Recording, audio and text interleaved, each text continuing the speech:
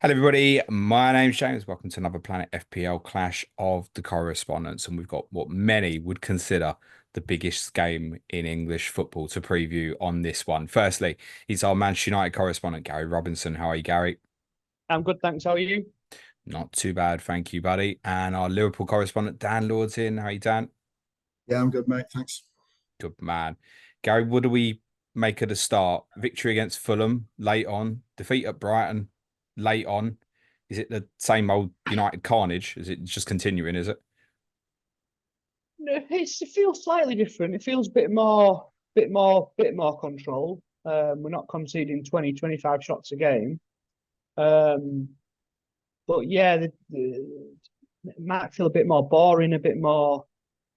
I don't know. You could probably argue there's been some improvements and that we're probably unlucky to lose on Saturday, but it doesn't seem to have been the massive step forward that we needed. Look, it's only been 2 games. But given the pressure that was on us this after last season, it doesn't seem to have been that massive step forward yet. Some of that might be because we still haven't got the 11 that we want on the pitch. But yeah, I don't think it's been a disastrous start yet. But defeat on Sunday and all of a sudden That's what I was going to say. Suddenly it's two defeats yeah, from you three games, that isn't it? If it goes wrong. then it's another poor start again for the third season in a row, and then you've got the international break stew over it. So yeah, it's a shame of what happened on Saturday really, because if we could at least got to the 4 points, then it probably kept the Wolves away for a bit. But yeah, defeat on Sunday now, and I think that narrative will start creeping in over the international break. It's not a shame in losing to Brighton, mate. It's a dangerous fixture. We know that.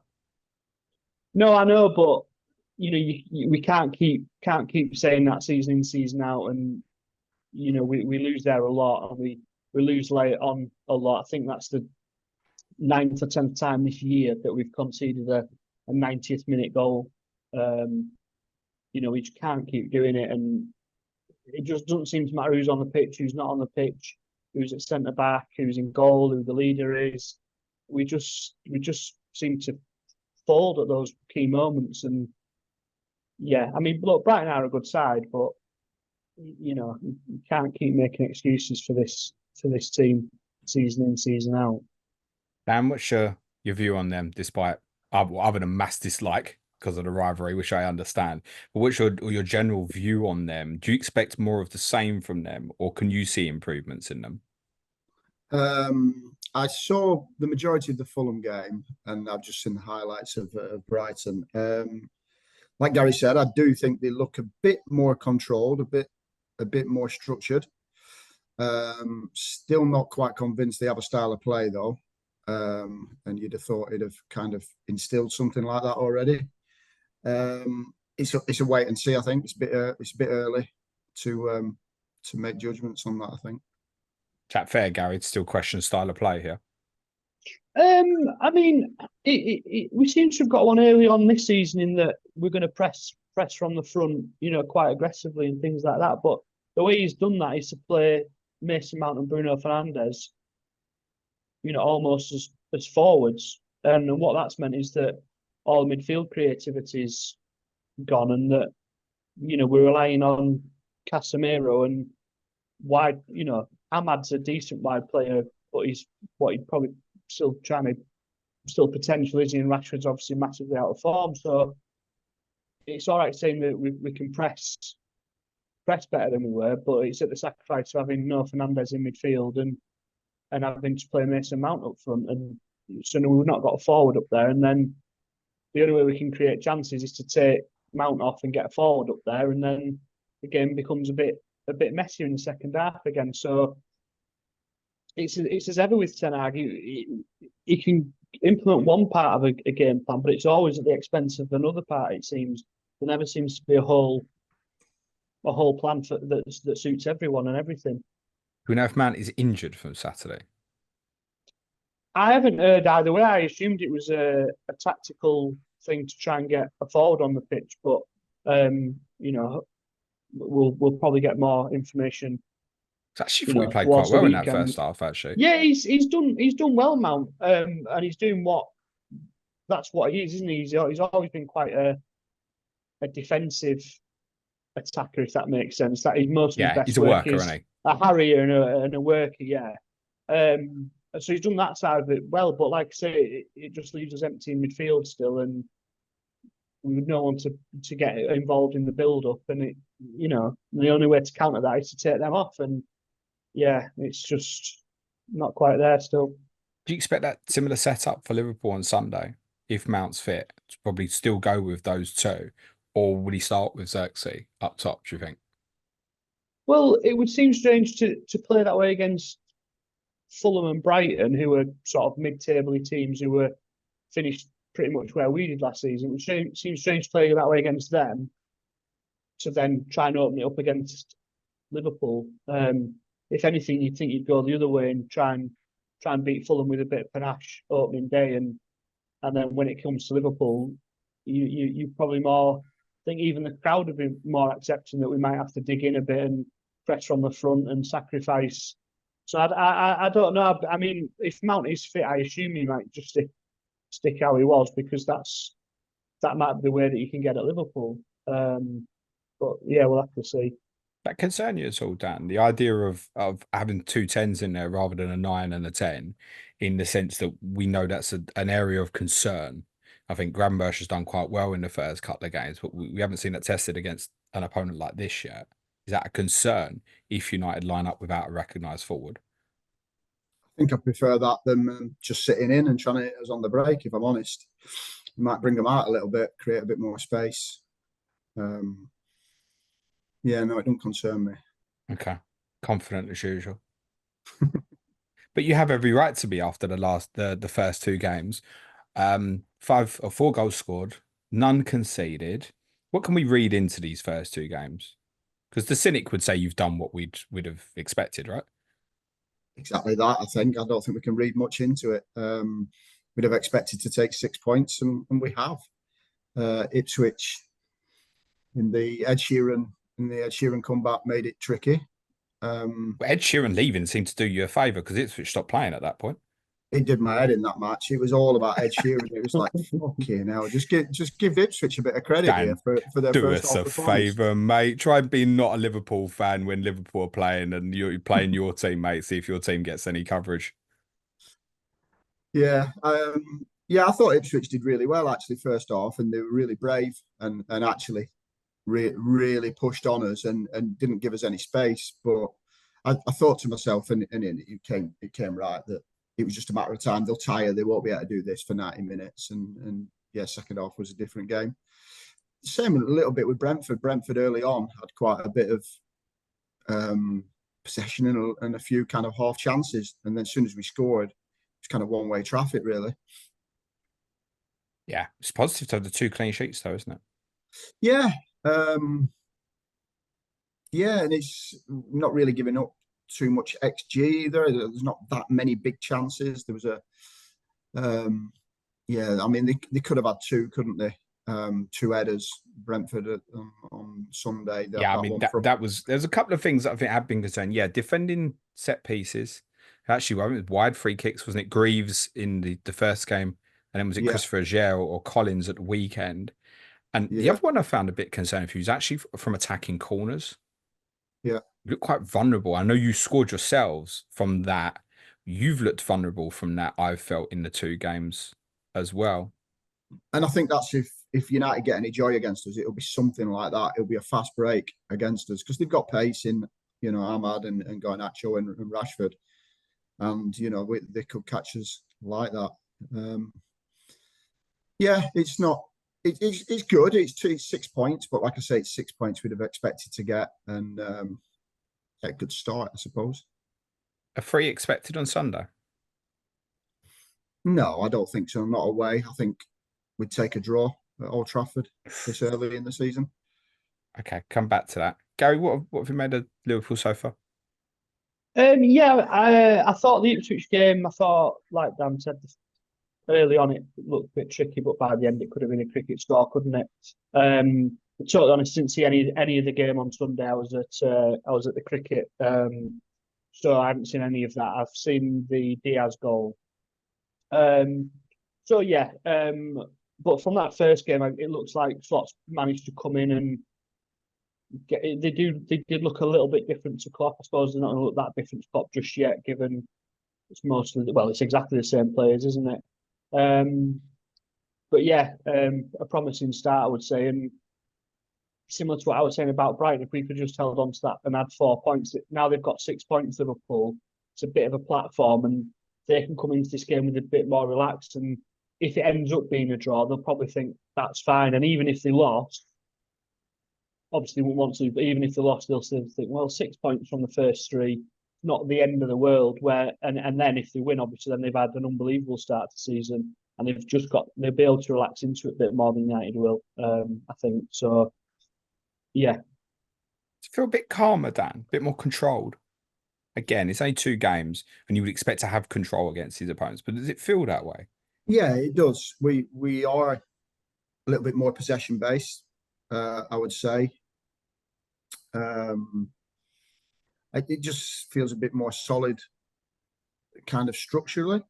But again, we've played Ipswich and Brentford, so that remains to be seen whether that is actually the case or it's just the opposition that we've had in front of us. Yeah, I don't know. It's still too early. It's still too early. There are differences, and you can see a style, you can see a structure, and you can see what he's trying to do. And we just got to get everyone up to speed, I suppose. It's going to take time. Okay. Gary, can you explain the recent performances against Liverpool at Old Trafford since Ten Hag took over? The 2-1 in game, I think that was game week 3 as well. I want to say 2 years ago, which was on a Monday night from memory. And you played it incredibly aggressively after losing to Brighton, ironically, and you got battered at Brentford in game 2, and people were already questioning what this was. And then 2 decent performances last year. I think, admittedly, in the league game, Liverpool should have been out of sight in the first half, but then you came back into it, and there was this thrilling FA Cup game, which you edged in extra time as well. Can you put your finger on what you've managed to do well in these 3 games against Liverpool? Well, I mean, I think the first one that you alluded to, Ten Hag's first win, we did genuinely play well in that game. I think the other 2 were just mad. One was a cup game. They were just mad games that the players were up for it because it's a big game and the crowd was up for it, and it went the way it went. I mean, even the cup game, I think we equalised late on in that. Liverpool should have been out in sight. We equalised. Anthony equalised late on, didn't he? And then extra time was just balmy as well. And that league game, the 2-2, that was all Liverpool until Konza passed it to Fernandes, and Fernandes, unbelievable finish, wasn't it? And Mainoo's goal was a great goal as well. But we've not played that great in the 2 matches last season. We played well in terms of spirit and aggression and getting the crowd on side and getting involved in a basketball match. The league game, no. I think the cup game, by the end, you deserved it, mate. I haven't watched it, but I remember at the time thinking, one of the great wins that I've ever seen. But I remember at the time thinking, Liverpool could have been out of sight in that. But you might be right. But I don't think there was any great tactical setup in that game. It just seemed to be a basketball game that we happened to get up on, and a bit of grit and a bit of that kind of side of the game. But I don't think they've done anything that spectacular tactics wise in either of the 2 games. I mean, you might say different, and as a neutral, Anthony at extra time at left back was interesting. He clearly didn't want to be there. No, I know, but that was a needs must type thing, wasn't it? That wasn't a great tactical masterstroke, was it? Dan, you put your finger on this with the 3 games have been, let's at least say they've been challenging, right? United have made them proper football matches. Yeah, I think, like Gary's already said, both of the games we've spoken about there, we should have been out of sight by half time.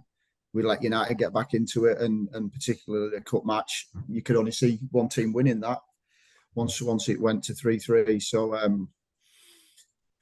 yeah, they were due, weren't they? Let's face it, we spanked them quite a few times just recently. So swings and roundabouts. I'll take the 7-0 Yes, over. I mean, the quite 0-0s. clearly under Ten Hag's reign, there is that 7-0 in there as well. Yeah. Do you expect goals this weekend, Gary, in this? Does it feel like it Yeah, could be chaotic again or not? I don't think we'll be seeing 4-3s in an absolute chaos, but I think expect goals, wouldn't you? That Liverpool front three have started really well, haven't they?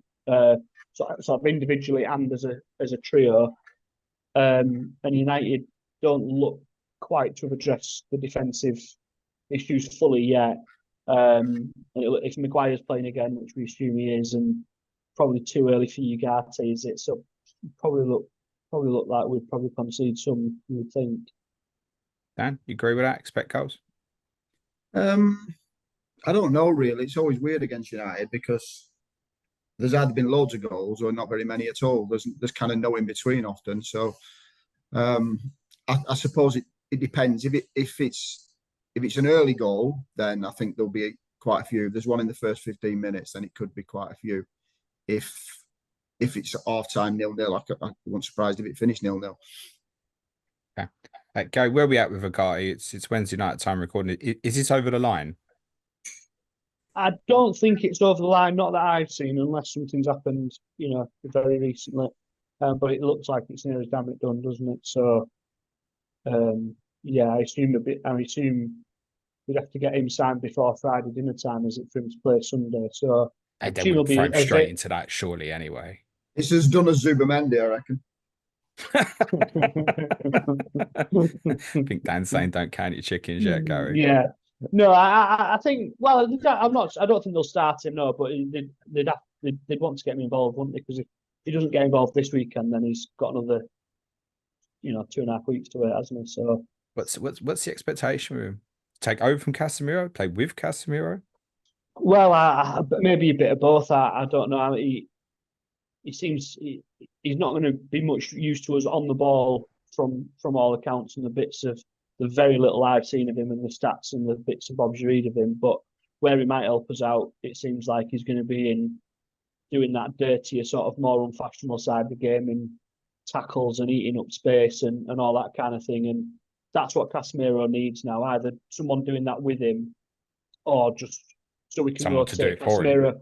Yeah, also we can rotate Casemiro in and out of the team for big games. Because I mean, look, I've said it every time I come on. He's had an unbelievable career and he's had some good moments at United, but he looks lost now. He just, especially in the way we're playing at the minute with his two midfield mates actually playing up front. The wide guys are genuine wingers, aren't they? And he just looks lost in there at the minute. And against the Liverpool midfield, which is probably lacking quite a lot of things, but what it's not lacking is, work rate and legs, is it? So, yeah, it could be a mess on Sunday if he's in there by himself again, which he probably will be just because of the timing of the transfer now.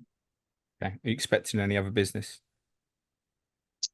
No, I don't. There might be some sales to try and get some people out the door, but I wouldn't have thought so. Looks like the Sterling Sancho swap's off now. Looks like we're just Sancho will just go to Juventus by the sounds of it. So I wouldn't have thought that'd be it now. But we'll see. What do you make of that speculation, Sterling and Sancho? Well, as a fan, what's your reaction to that?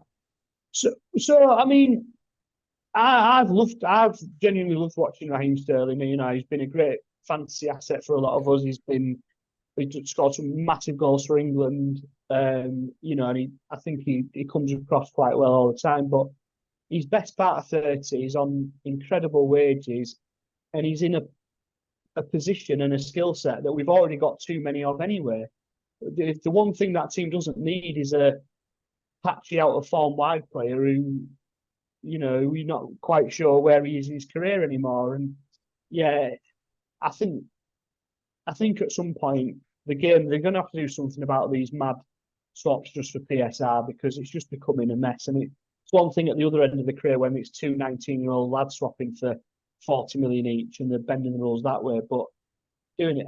And I just didn't get the logic from United side, because we've got I know Sancho's had a struggle at United, and we clearly don't want him, but he's a young player, and he does have some transfer resale value, as we've seen if Juventus do a loan and a guaranteed buy next summer. There was always a bit of money in there for us and getting those wages off the books. So there was no point in us offsetting that by getting Sterling back in. It just didn't make any sense for us. So, nothing against Sterling. It's just this version of Raheem Sterling in a squad that's already got Anthony and Rashford and Ahmad and Garnacho and all these kind of players. We didn't need Sterling, and not a 30-year-old version or 29 version of. I'm guessing if Sancho does go to Juventus, you've got a little bit of Dan's club to thank for not ending up with Raheem Sterling, because I guess Sancho will go and replace Federico Chiesa, Dan, who sounds like he's joining you. I must say was linked with my club a few weeks ago, and I went not sure now. Like 3 years ago, I'd have been all over it. That said, the money we were getting linked with paying was more like 25. Sounds like you're paying about half of that. That becomes very low risk. Happy with it still?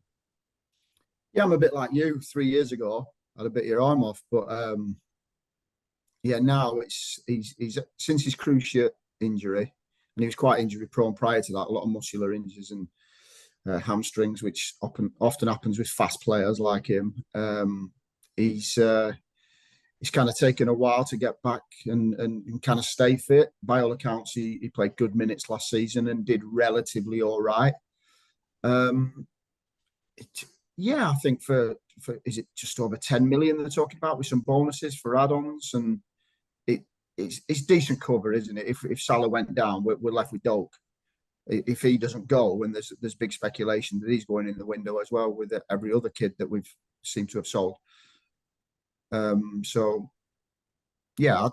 take it as a backup, but it's last chance saloon for him, really, isn't it? Can he kick on from where he was a few years ago, or is he finished? I don't know. Do you see that as what he's being bought as someone to cover for Mo? I would say so. Rather than compete with the others. Yeah, I don't think so. I think he's there to compete with Mo. I don't think. He can play left, he can play right, he can play central, and I think his best years have probably been on the right. I think he predominantly plays for Italy on the right. So, yeah, I think that's what he's in for if it happens. I'm not counting my chickens anymore. Is Mamardashvili done? Yeah, that's done. Okay. Done and dusted. That brought a smile to your face. You'd be like, yeah, I can talk about that one, James. Yeah, that's done. That's loan back to Valencia, and I'm happy with that. I mean, it does mean it's the end of Alisson by the looks of it. Not he's obviously for clarity. No. But I think he's got a year loan with an option of another year. So if Alisson changes his mind at the end of the season, which I'm presuming he's turned around and said, look, I want one more season and then I want another challenge, and that's why they've done it. That's all I can presume. But I think I heard somewhere that it's a year's loan, but they have the option of a second year if Alisson kind of does a U-turn on it. And it pushes Kelleher a little bit. And I'm presuming they don't think he's good enough for the number one. I mean, he's a great number two, but or as Kelleher himself said, look, I want to be a number one somewhere. I'll stay one more season. And I think that's always a challenge. You're number two at a prestigious club like yours, or you want to be number one with respect to probably where you go in. The sort of clubs looking for a keeper at the moment, you likes of Wolves, Southampton, Bournemouth, stuff like that. That's the sort of place he'd end up. You want to go be number one now, or could something happen to Alisson and he ends up win the title and a Champions League with yourself or something like that? I don't think that's necessarily an easy one to answer. I don't think he would be good enough to be your number one. Would be by neutral opinion on it. I like him as a keeper. As your number one every week, no, I wouldn't be convinced. So if that's who they've identified to replace Alisson long term, Mamardashvili, who I'm sure impressed all of us in the summer, then I totally get that. So what you're telling me there, though, Dan, is Alisson could leave next summer. Presumably you'd get money for him, whereas with Van Dijk, Trent, and Salah, you're not getting anything as it stands. Well, yeah, that's a worry, isn't it? We talked about it on Correspondent Week, and still no news on any of them. What's going on, mate? From the outside, am I missing something? Is everyone calm about this, particularly with Trent? No, I don't think so. I don't think anyone's calm about it. The longer it goes, the kind of more stressful it becomes, doesn't it? We said that on Correspondent Week that Salah had probably resale value next year, or even in January. But with Trent, we can't afford to lose him. Now, really, we need to secure him. I mean, he's unbelievable. We're never going to replace him. It's just whether he wants to go. Is that what he wants to do? Does he want a new challenge? Who knows? What happens here if Madrid drop 80 million tomorrow or something? What happens here? We don't know, because we don't know what talks have been going on in the background. But to the layperson like you and I, it looks like nothing's been happening in the background. But surely that can't be the case. No, he can't. Surely there must be negotiations going on and conversations back and forth with agents, and yeah, it's all a bit weird at the moment. But I don't normally. You hear things like the club are quite relaxed. I don't hear that. It's almost just like a silence. Almost like it feels on the outside. Does someone think this problem's going to go away? Because it's not. If you start getting to October, November, and he's not put pen, and he can just go and speak to Madrid and do a pre-contract and stuff. I mean, what you'd be losing out because of the value of what he'd be. And a club like Madrid, he walks in because of what he is technically and stuff like that. I don't worry about what he could be defensively. Trent and the way he plays at right back, yeah, 100%. I think that was the real concern more than the other two. I think if Van Dijk, you might look at in 12 months' time and go, he's been great. Thank you very much. Mo, incredible, obviously, but he'll be, 33 this time next year? You can accept it a little bit. Trent is the double up at the moment, to go back to Gary's point on PSR. It's the homegrown. It's the 100% money on the books as well. Like, if you don't sort it out, it just doesn't make sense. That's why this time last year, Tottenham basically said to Kane, you got to go. If you're not going to sign, you got to go. Yeah, it's worrying. It's definitely worrying. And I want to keep all three. If I'm honest, they've all got more years at the top, as far as I'm concerned. And yes, you can say, happy to lose Van Dijk. Well, I'm not. I don't want to lose Van Dijk. No, I mean from a financial perspective. Yeah, I mean, it's less of a worry as well, because if know, Van Dijk wants to stay and you offer Van Dijk another year, that's a little problem. It will sort itself out. With Trent, you're not going, oh, here's a 1 year, stay one more year. There's more to the negotiation. Yeah, I mean, 1+1 for them two, and give Trent 5 years or whatever it is, or whatever he wants. I don't know. Let's hope we hear something sooner rather than later. Do you think all three will be playing at Old Trafford on Sunday? Yeah. Okay. Cool. Let's talk a little bit of fantasy then. Gary, Bruno Fernandes, most unlucky player so far this season, true or false? It's got to be Morese, I think, hasn't it? From what I've seen. I look on Twitter; they're both useless, but I'll probably follow the wrong people.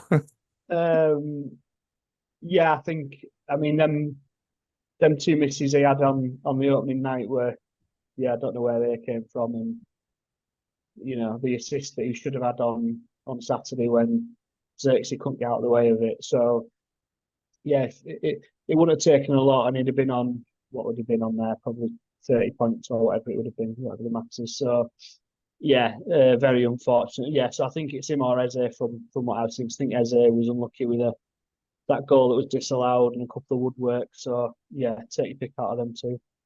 What's the advice to Bruno owners at the moment? Well, I mean, it's difficult, isn't it? Because you probably feel like you've lost the best two fixtures of this opening spell.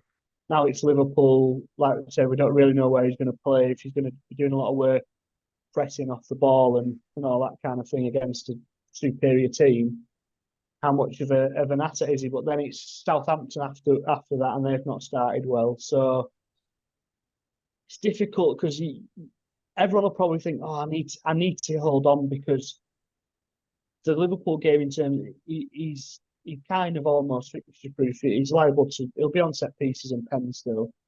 But what is he now? He dropped to 8.4, I think, hasn't he? So he's just such an obvious route, isn't he, for people who feel like they wanted a Palmer or a Saka or whoever that they felt that they couldn't go to pre-season because of the England fatigue worry. So it's difficult.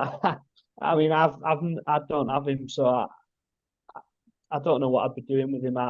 You'd like to say, oh, I'll be patient and keep him, but yeah, if you can get to a Palmer with him, or especially if people have got 2 free transfers now, they've rolled that second one. Into Saka and go and find another million and a half elsewhere. It's going to be so tempting for people. I think it's okay to say he's been extremely unlucky, and Yeah. also not assume that luck will then arrive. And also, how many people called him lucky 3 years ago or so when all those penalties were coming every week, right? Yeah. So, and the fixtures do get harder, quite clear. Southampton away in 4 looks fine. Palace away is difficult to call at the moment. In Tottenham, then Villa. Like it's not a super run. It's not a terrible run, but it's not a super run either. And I think, he's probably one of them, because if you keep him this week, even with Southampton away after the break, if he does blank again this week, you're thinking, I really need to get to Saka or Foden or Palmer. If you keep him this week, you just keep for Southampton, don't you? Surely. I know, but then this is it. We've all done this before, because then you think, well, I've got you wait for games that are 3-4 weeks away, and by the time you finally pull the trigger on it, Palmer's got another 15-pointer and Saka's ticked over with another 2 7-pointers, and then Foden's back, and and you've missed out on stuff because you think, I bet it's such a difficult one, and that's why it's just why it's such a frustrating game, isn't it? Because if you've got the returns that he should have had in the first two, you'd be sat there quite relaxed about it, thinking, well, I could move if I wanted to, but I'm quite relaxed here with my 15-pointer and my 7-pointer. I'll just see how I feel, but yeah. Okay. I think at some point you are going to get rid of him in the near future, aren't you? There's going to be a Palmer, a Saka, a Foden, that level that are just a little bit higher. And like you've just gone through those fixtures there. There's not really a great, even Southampton, but it's away. So, we've just seen what United are, and it's the first game back after the international break in at 12:30 kickoff, the Jurgen Klopp special. So you just never, there's not a game that you can hang your hat on there and think, I really need to keep him for that. And I think for that reason, people will probably just think, if I'm going to get rid of him in 5, I may as well just get rid of him now and get myself to, to Palmer or De Bruyne or whatever people fancy this week. He's obviously dropped in price, and it's going to be sales continuing the closer you get towards the weekend. Then if there's another blank at the weekend, it's a certainty, even though it is Southampton next, it's a certainty it's going to go down again. You've got a player of Bruno's value blanked 3 times in a row this early in the season. There's an inevitable conclusion to what's going to happen. So same question, but different player. To Garnacho owners, what do you say? At the time recording is 6.5. By the time you listen or watch this, it may be 6.4. But if people got, what are you saying to them at this stage? Well, to me, being easier keep is cheaper, so you've probably got less. Realistically, you're not going to get yourself to a Saka or a Palmer or a Foden, unless you've got some other weird money in your bank or whatever. So that makes it easier. The 6.5 bracket that we all spoke about at the start of the season doesn't. I mean, Madueke was never mentioned pre-season, was he? So that bracket, is there anyone that you'd be desperate to be honest, Gary was going to mention him. He was going to mention Madueke, but I think we ran out of time getting through their squad list, mate. Yeah. I don't think there's anyone in that bracket that you'd be desperate to get to, unless I can't think of one anyway. So I think that's more reason to keep. I mean, the flip of it is that you don't know when he's coming back in the team. Surely he starts Sunday, Gary. Well, I thought that on Saturday. I thought fair enough the first game back. He had been away in the summer and all that kind of stuff. So, it's that's the only difficulty with that one. But I think at that value, you can probably afford just to hang on, unless you're desperate for, unless you need it to make something else work. I think that's an easier keep because you haven't got the temptation around that value. If you were playing my team this weekend and Garnacho was still not in that team, I'd be thinking, oh, thank you. Yeah, that would be my reaction. Yeah, because I mean, I know he went away. He was with Argentina, but he only played in one. I think he literally only played in one match. And I appreciate he need a break, but he's been a sub, so it's not like he's getting a mental break out of it. So I don't quite understand why he's not in the team, unless there is just genuine fatigue there. But yeah, I don't know. He could easily be sitting there now on like 19 points or something, couldn't he? Despite being a sub twice. that miss against Fulham and then obviously the Oh, disallowed goal. yeah. I mean, the miss against Fulham effectively, I guess, was like an 8 point miss, wasn't it? Because presumably he would have taken the top bonus with the goal on top of the assist. Yeah, he would have done, wouldn't he? And Yeah. then that was potentially winning goal against Brighton at the weekend. He might have even been nicking top bonus off that as well. So he could be No, sitting there yeah. on nearly 20 points from 2 sub appearances. I know. Yeah, he's a fabulous player. I've been quite a fan of him for 2 or 3 seasons now, and hopefully this is the season that he can really bump those numbers up and get to that next level. Start getting towards the Saka levels is kind of where I want him. Not this season necessarily, but that he's got to get himself to those kind of numbers as quickly as he can. You have a run of fixtures where it gets quite tough for all the rest of the top 8.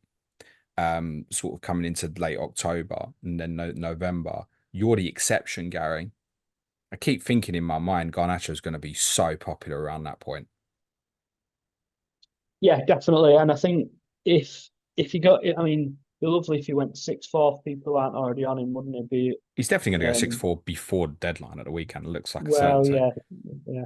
Have to see what those weird and wonderful algorithms do, but yeah, it'd be great to pick up at 6-4 because at some point, even if it's not this weekend, then fair enough. But at some point, he will get back in that team, and once he's in it, he will be staying in it.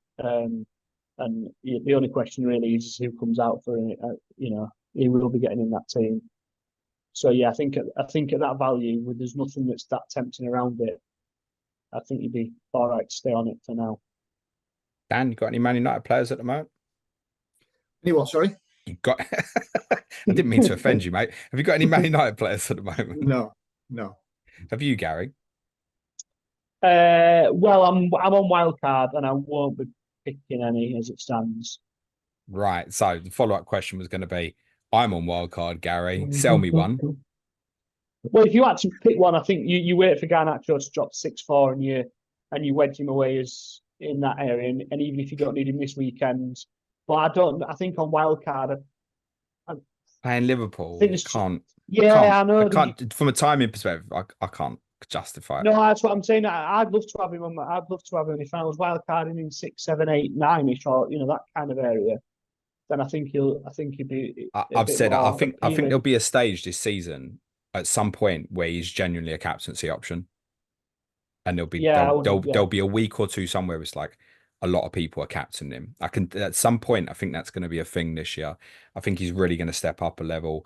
I wouldn't be surprised if you put in like another 10-15% on his price again next season, because I think he'll do really well. But to put him in now, based on what you said, the fixtures, I'd forgot that Southampton game is 12:30 on a Saturday. So for him as well, especially. Yeah, if he's gone to Argentina again, then it's just too messy. So yeah, I mean, he'd be the only one I'd be half tempted with just to salt away, but you can't really salt away a 6.5 million, can you? So there are 2 United players getting a little bit of interest, according to the markets or the robots. Surely.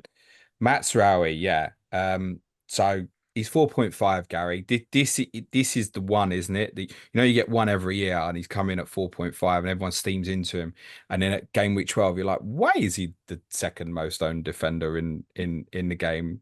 And it doesn't look like he's in any team on Twitter. This is the guy this year, isn't it? Yeah, it will be. I think 4.5. Man United. He's got a return in each of the first 2, so that's just going to keep.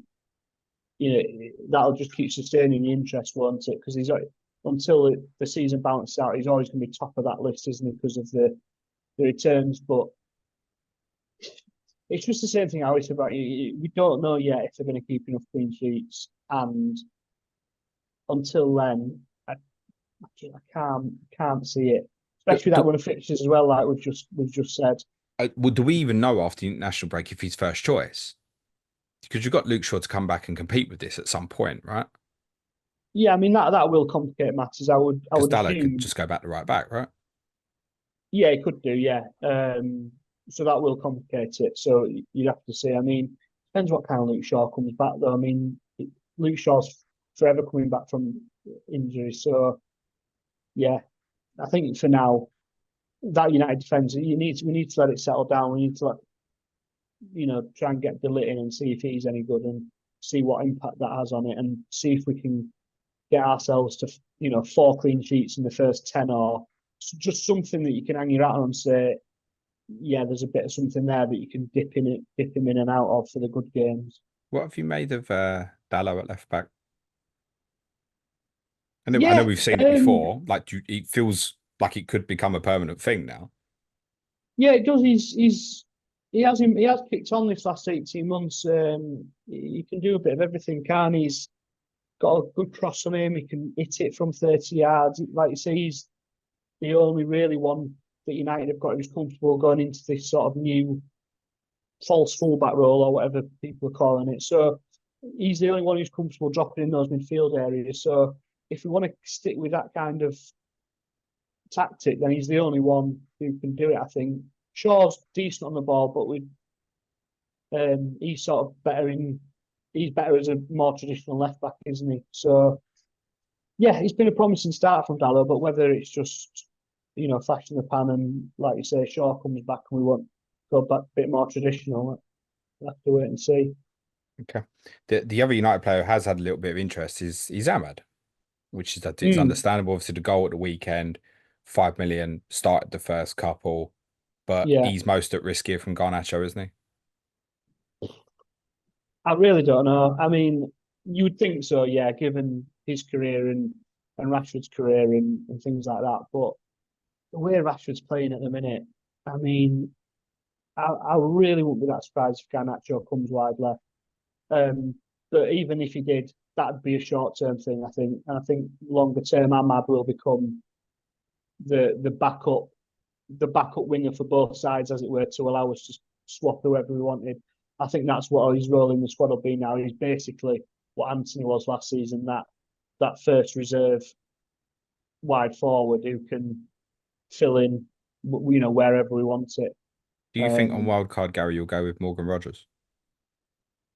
Dan's nodding for you, by the way. Yeah, I think so. The only thing that'll stop me is if I don't cheap out the midfield, because I do quite like the idea of having 5. I get that. Proper midfielders. I ask about him because he's the same price as Diallo.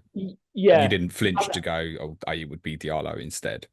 No. I think it looks like Rodgers will play more football than Diallo, certainly going forward. And you don't want to be pissing around with a 5 million option, do you? Trying to sub that out in 3 weeks' time. So, yeah, I think if you had to longer term on a wild card, it'd have to be Rodgers. Dan, I think there are probably only 2 definites for me, subject to team news, obviously, on my wild card, and they both play for your team, mate. Yeah, when you were asking Gary the same question, I was thinking, right, who could you take from Liverpool? I would say you could probably take 9 of the 11. Will probably do a job.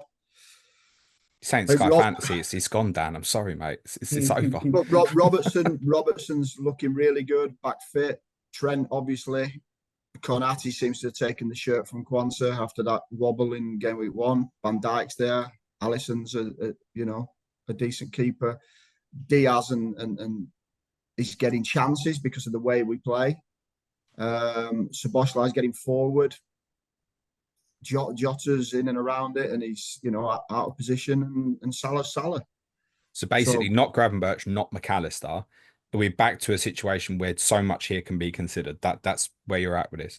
That's what I'm saying. Yeah, I'd say. Give me any reason not to go with Trent or Jota. I've got Trent and Jota, and they're not going anywhere. Okay. How confident are you on Jota longer term?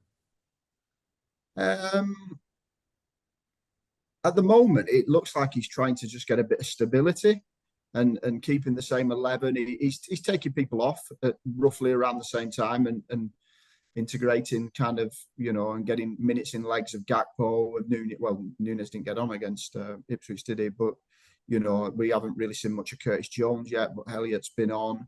I think he's just kind of trying to get some foundations in there a little bit first. And I don't want to be mean to Nunez, but Jota's such an intelligent footballer. And I think the role that Slot wants the centre forward to play, the striker to play, Jota's just made for it. He's a clever footballer, and Nunez just isn't. As simple as that. So, I think there's only Gakpo, really. I think Gakpo's more of a threat to Jota than Nunez is. Yeah, I mean, I feel quite stable about it. Look, it's really important when what Champions League games you've got and when it is obviously going to have a big relevance on the things you have. But I captained Jota last week, and I feel pretty unlucky with what I got out of it. And as it stands, there's a chance of me captaining him again in game week 4 again. So I think it's a nearly decent fixture to compete. Yeah, I mean, he could. You said Fernandes and Eze have been unlucky. Jota could have had a lot more points as well. You know, there was the Trent to Jota one in the first match, that header where 9 times out of 10 that's in the back of the net, and barring that unbelievable block by Nathan Collins, that's another Trent to Jota. And you know, he's up there and matching Salah almost, isn't he? And you know, for 5 million less.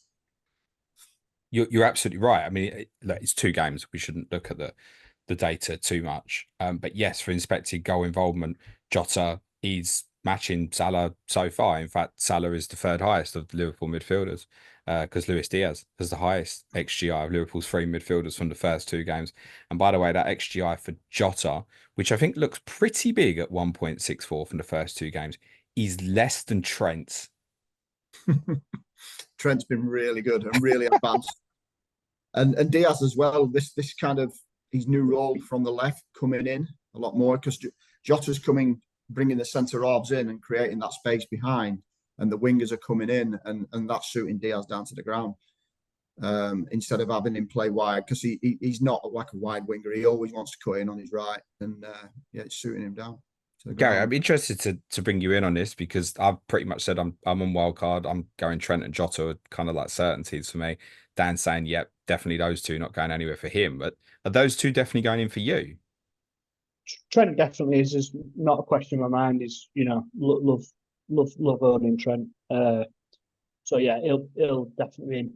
Jota, I've been and ahhing on, just because Dan's obviously persuaded me a bit there. I wasn't quite as bullish as on that, whether he would stay in the team, and I think he's played well, Jota, but I didn't know if he was just in the team because he was the only fit striker after the summer that they've all had, or whether it's because of a tactical thing that he suits Slot's system more. So that's the only thing that's putting me off Jota. Is that the reason that he's, you know, what's the reason that he started the first 2? But yeah, I mean, at 7.5, he could be unbelievable. And then it's just like I think the next thing that the other thing that's put me off Jota is, could I see myself captaining in 4 and 5? You know, if I don't have Salah and I don't have Haaland, and I'm not quite as bullish as you are on captaining him, but you know, there'd be other people you could captain. So you definitely don't have to be captain Jota, clearly. And obviously, if you're sitting there with Jota and Salah, you're never going to captain Jota ahead of Salah. No, this is it, isn't it? I think if I got Salah in now, I'd probably just leave it at the 2 for now, and see where everything fell over the next few weeks. But yeah, I mean, I have messed around with the no Haaland, no Salah.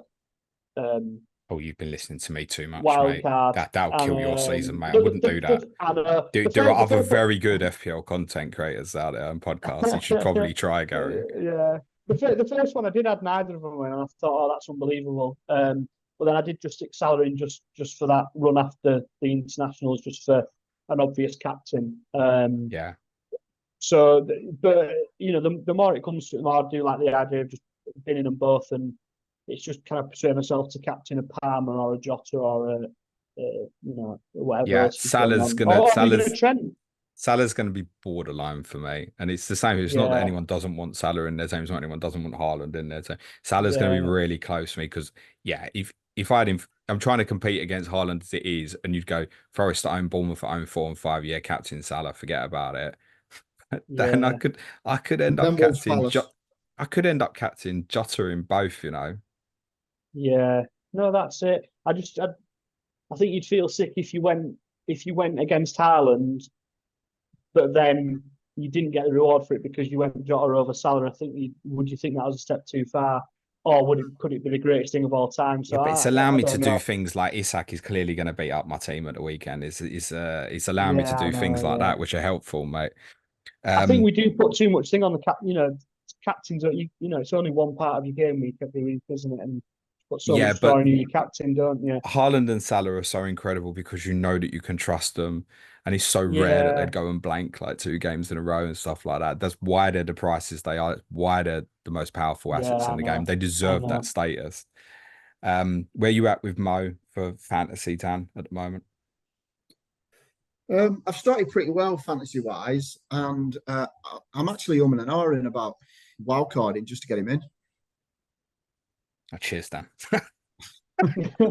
instead of Haaland. Mind you, he did I say he was wanted 9, didn't he, Gary? So Yeah, yeah.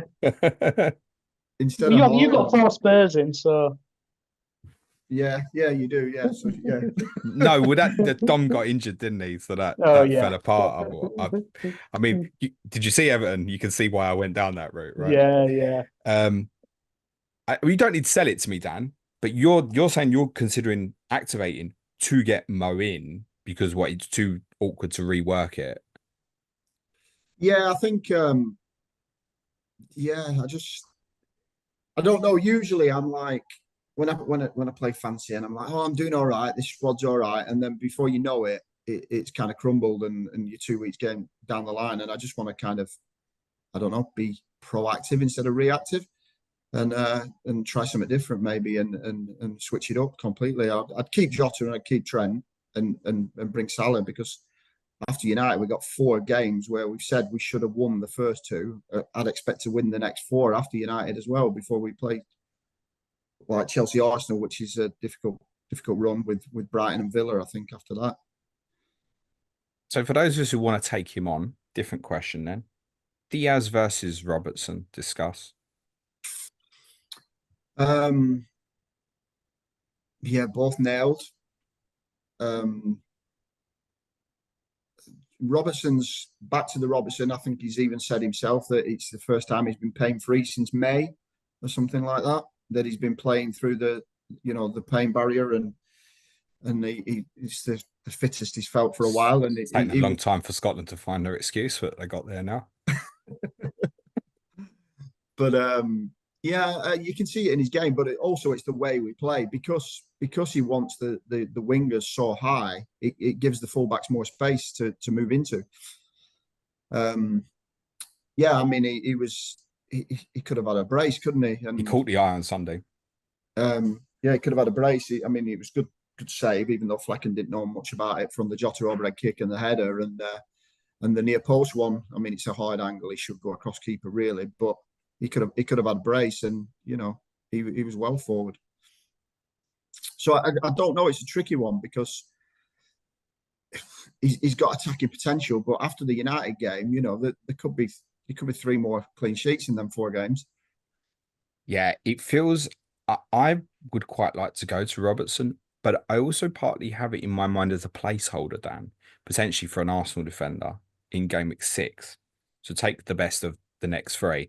But then obviously Trent is coming with me. If I go Robertson as well, it feels like I'm wildcarding into double Liverpool defence away to United. And how the fixture's been over the last couple of years, it feels ugly. I will like it once I get beyond this week for the next couple, but it feels ugly doing that now. That's how it feels. Yeah, no, you wouldn't expect a clean sheet away at Old Trafford, but if we do, then you've got ahead of the curve early, haven't you? Before the run of 4 games where you would expect at least a couple of clean sheets in them 4. So yeah, why not? But Diaz as well. He's looking good. He's and like I say, this system suits him a lot more than under Klopp. Would you ever? We spoke with Garnacho. Your game week 4 fixture at home to Forest. It's 3:00 on the Saturday when we come back, so a few hours later. Would you hold any concern over that with Diaz in terms of travelling back when Gakpo's obviously not got the same travel journey?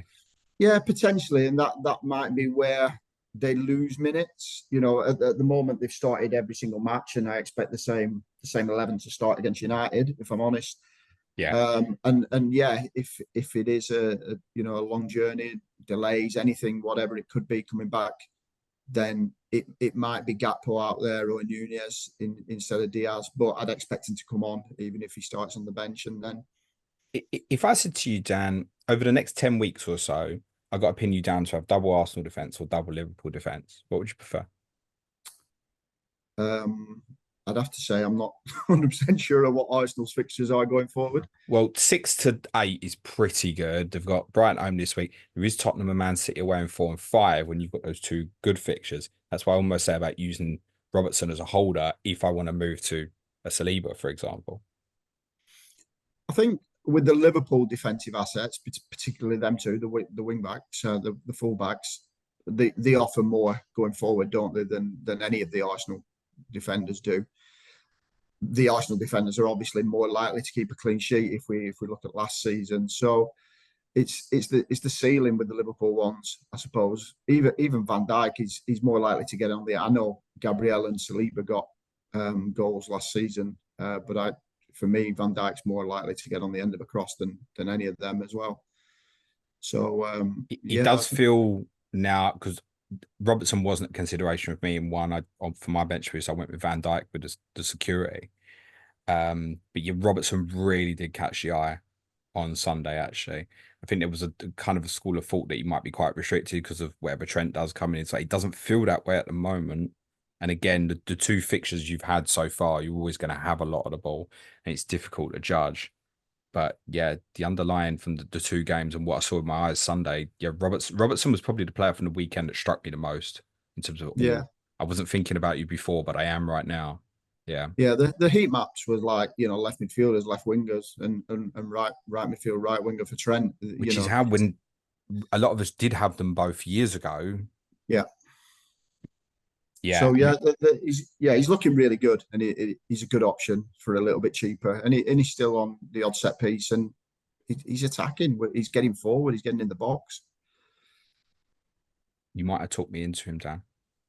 And me. Yeah. No, he's looked good. What is the price of Robertson? I've not looked at him. 6. 6. That's what I'm saying. The same as Van Dijk, isn't it? Obviously, look, if it's brilliant. 5. If Andy Robertson was too brilliant for me, if I go with him and he does brilliant for the next 3 games, I probably don't want to move him because it's Wolves Palace. It's fine. We'll crack on. If he doesn't, it's like, okay, I held at that price for the Arsenal player and avoided the Tottenham and Man City away games. That's a potential route that I've got in my mind as a possibility at the moment. I like that. I feel like Diaz feels like it could change to me more than Jota, especially with Chiesa coming in now. I know Chiesa can play for the middle, but don't expect him to. And he's definitely not going to come in as first choice, but it does feel like another threat. And if it is to supplement Salah, fine, but Mo's clearly going to play a lot. So there will be, I think it will eat the minutes a little bit that side as well. That's how it feels. So yeah, I think potentially. I don't see me going with Diaz. I think a lot of these guys are going to get minutes in the Carabao, in Europe in the early stages. I think that's where they're going to see the minutes and just getting on. And a bit like I said at the start of the season with Kwanzaa, it's his spot to lose, which he did, which I thought was a bit unfair at the time because he wasn't that bad. There were worse players on the pitch, but he got sacrificed. But I think the 11 that have started the second half against Ipswich and last week, it's their spots to lose at the moment, I think, and particularly with offloading a lot of the kind of fringe bench youngsters. I think he's not having to juggle too many players and keep too many people happy, and giving people 20-30 minutes here and 25 minutes here there, and then when the cups are here or following international matches, like you say, then they get more minutes, and he's just trying to get minutes into everybody and trying to decide what his strongest 11 is. But at the moment, this is the strongest 11. Yeah, the other thing, if I go Robertson, right, or even if I decide to go Diaz, if Trent and Jota are definitely coming with me, I've completely cut myself off for Salah, right? Yeah, you can't have everyone, can you? But do you know what I could hear in my head then, Gary, was like JK sliding across the floor, bit of virtual insanity. We've gone right back to 90s music this week, haven't we? Gary, what Liverpool players do you think you'll take on Wildcard?